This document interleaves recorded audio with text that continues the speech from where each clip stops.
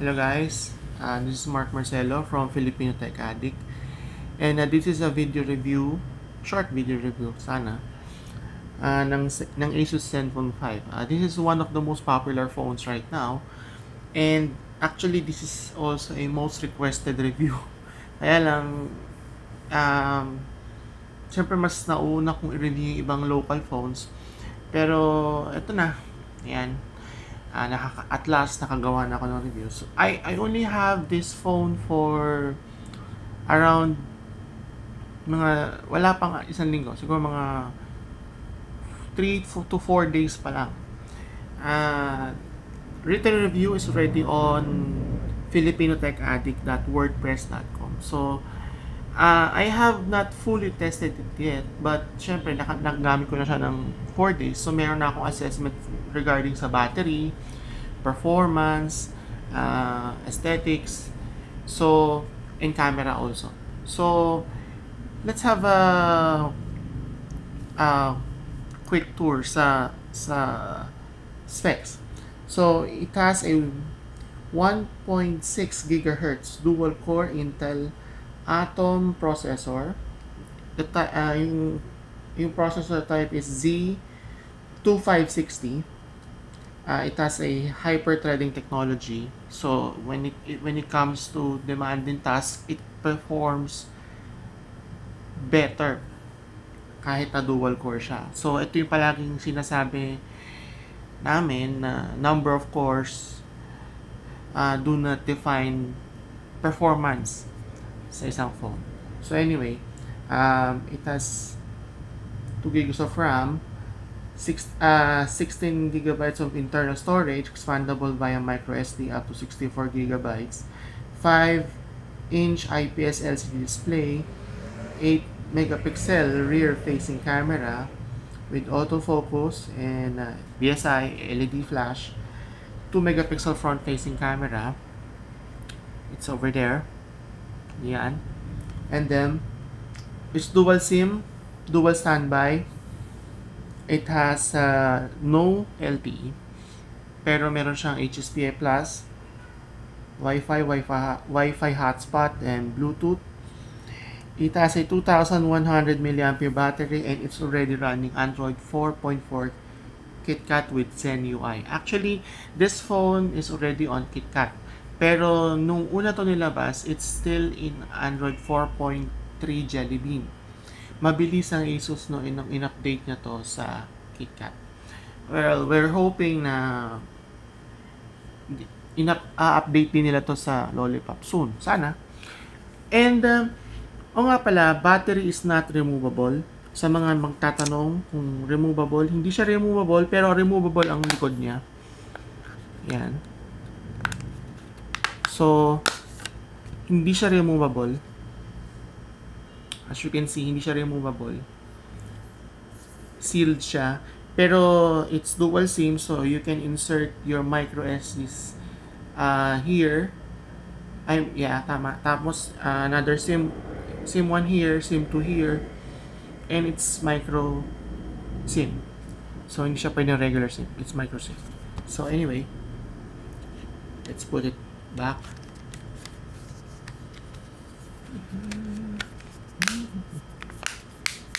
Okay. Now, the software on top of Android 4.4 KitKat is Zen UI. So actually, I've reviewed phones with custom UI. Marami na.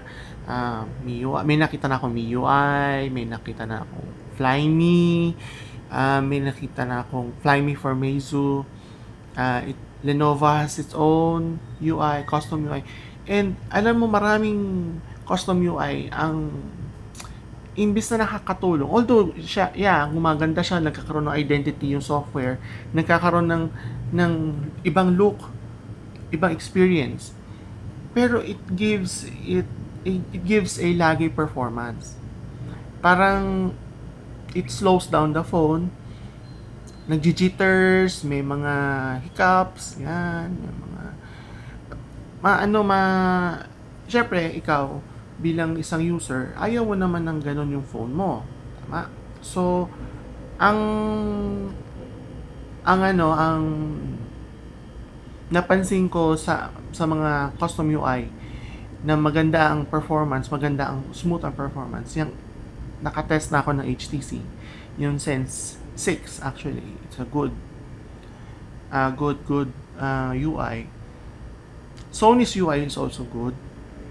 LG's UI is also good. Pero Samsung's UI, my goodness. Yun lang masasabi ko. Anyway, pero going back, isa sa pinakamagandang UI na smooth na nakita ko ay ang Zen UI ng Asus. And it's really smooth.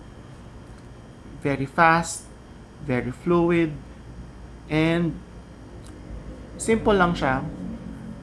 Maganda naman yung design niya, and very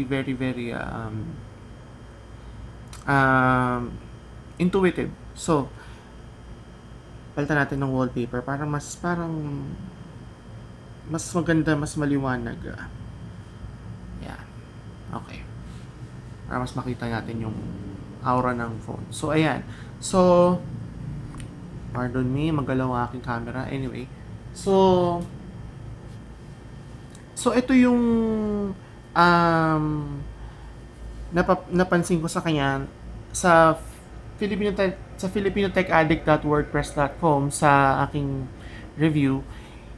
Nilagyan ko ng screenshot ng menu settings. It's still very Android. Hindi naman siya mahirap intindihin, pero nag-iba lang yung look. Maganda naman. Actually, ibang look naman. Ang ano niya, yung pinaka major na makikita niyo yung difference ay yung kanyang notification, drop down notification, tsaka quick settings. So if you're gonna press this, dito yung quick notifications, and ito naman yung quick settings. Parang ginaya niya yung UI ng Samsung, which is yung TouchWiz, pero it's done better. It's really better. It's better in every way. It's really smooth. So, when it comes naman sa camera performance, I took some photos and I'm really surprised. Sobrang ganda ng mga photos niya. Sobrang linaw at sobrang this is an outer shot.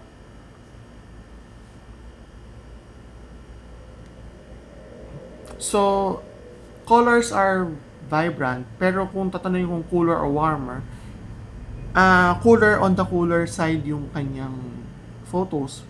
Sa akin, favorable sa akin yun kasi ayoko ng mga medyo warm tones eh. Mas gusto ko yung, ako personally, mas gusto ko yung cooler tones. So, maganda naman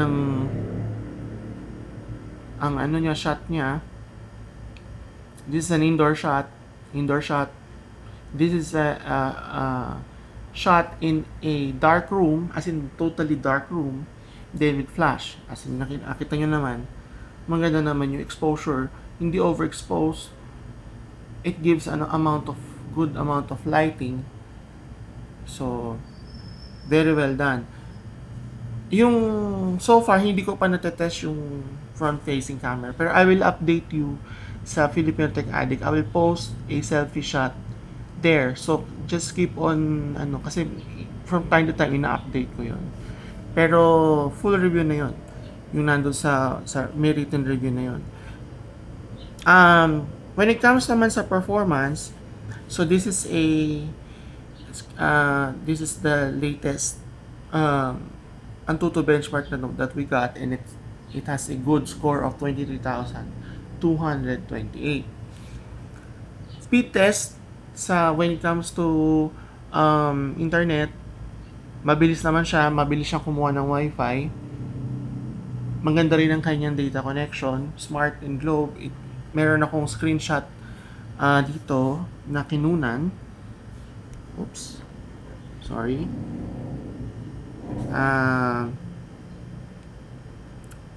Ito, so let's have ito yung screenshot ng aking speed test.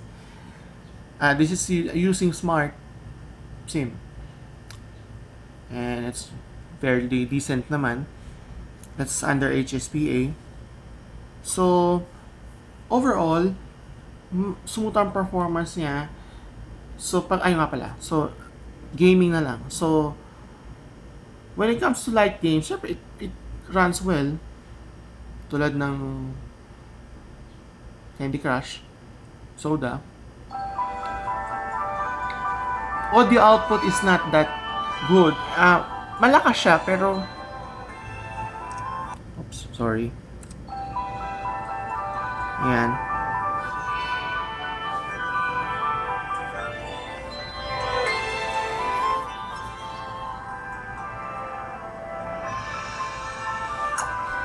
So, let's play.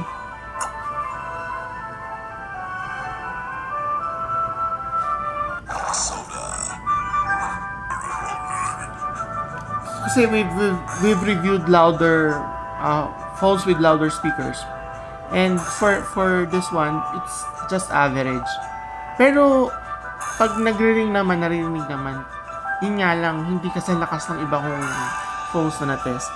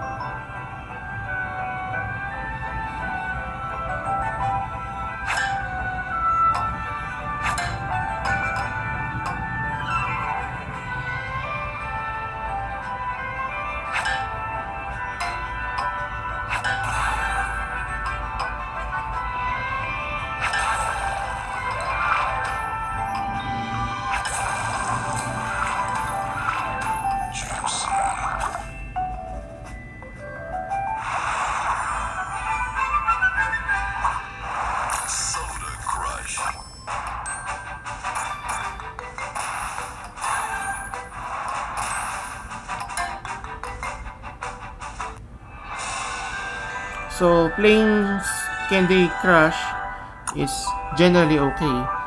So, I tried downloading, I downloaded another game. It's very intense game. It's Dead Trigger. It loads, takes time to load. Pero, may konting lag lang pag nagpe-play nasa game proper ka na. Pero, hindi naman siya bothersome. So, okay naman siya.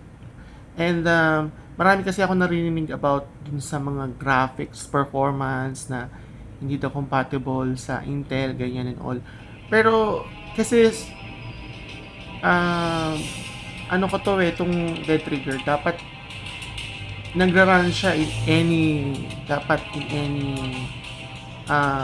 phone with any processor, dapat nagra-run siya ng maayos. So far nagra-run naman siya. At maganda naman yung performance niya. So, live demo to ng game. Ayan, as you can see. Matagal siya mag-load. Mayroon talaga siyang may tagal factor. Oo. So, okay.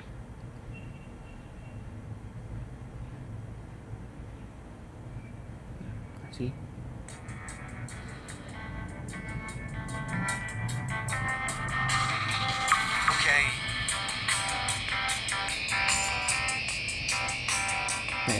Nakakuha lang pala ako ng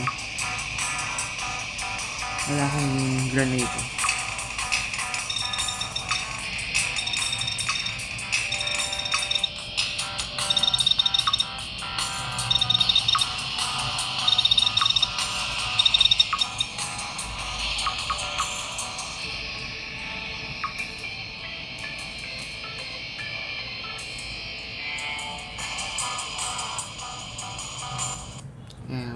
Kung napapansin nyo, parang may konting tagal when it comes to responsiveness.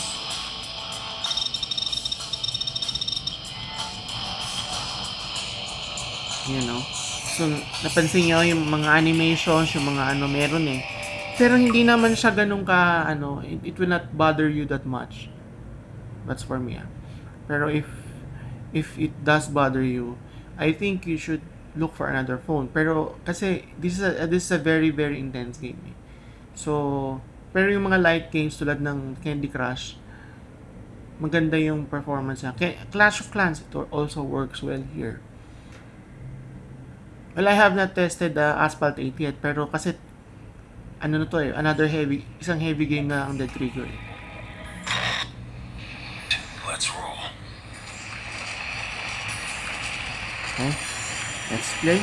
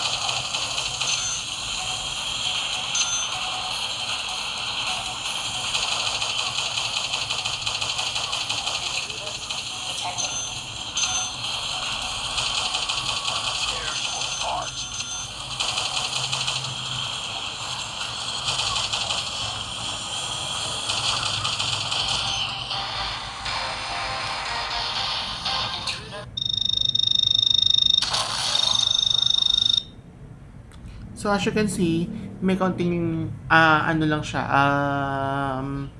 mga lags. Tapos may konti lang siyang delay tulad niyan, mag-load ng game or yung game itself will load. May konting tagal lang pero graphics performance okay for me.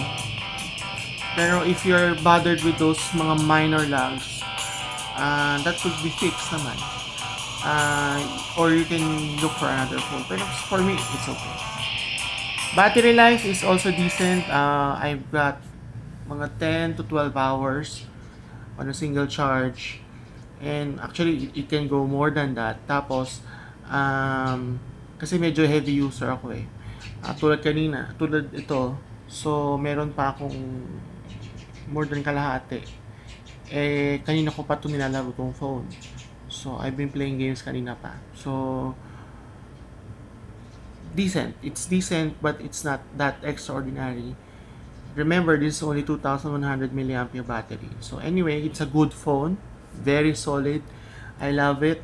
Lalo na tong curve back na to sa likod. It wraps talaga dun sa kamay. It gives a comfortable hold. So, although napansin ko lang thicker lang yung bezels niya on top and bottom, tapos may chain pa siya dito. Ito, I like this one. Very nice touch. So anyway, I will recommend this to anyone. This is better local brands actually. It's better, especially na yung price range niya. By the way, this 6,995. There's a light version of it. It's 5,500, I think. Ang price niya, it has a lesser 8 gigabytes of internal storage, and alam ko slower clock speed of 1.2 gigahertz dual core Intel processor pa rin, pero 1.2 gigahertz at saka 1 GB RAM lang yata yun. So if you're kinda short on budget, I prefer na you get the Asus Zenfone 5 Lite. Pero if you want more power, get this one. So anyway, this is Mark Marcelo from Filipino Tech Addict. Thank you for watching.